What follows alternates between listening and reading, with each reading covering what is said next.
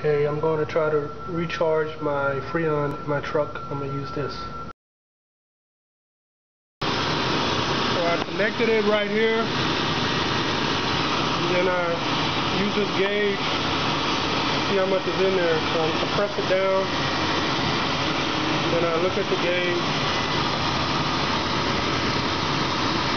let it go, it's not in the green. So I turn on the air before I get started.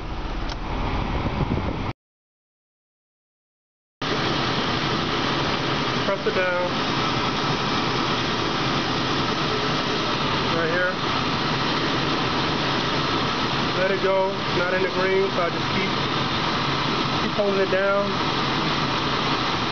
Oh, one step I forgot to show you is I turn on the AC inside of the car while I'm doing this, so that it'll draw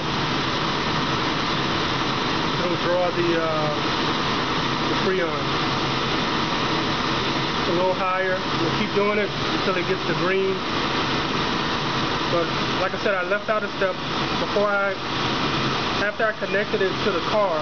Before I actually start putting the Freon in, I turn the air conditioner on inside of the car. You'll have to do the same thing. Set up, connect it here.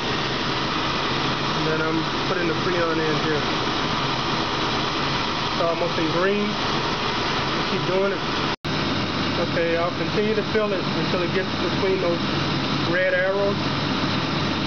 It's almost between the red arrows. Once it gets there, I'll just stop. It should be good enough. It'll be recharged. Those red arrows you see right there.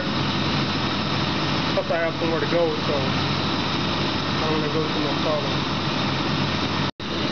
As you can see, it's between those arrows, so I'm going to stop putting it in there. I could go farther, but I'm just going to stop.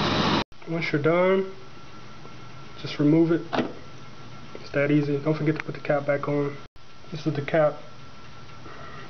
Forget to put it back on.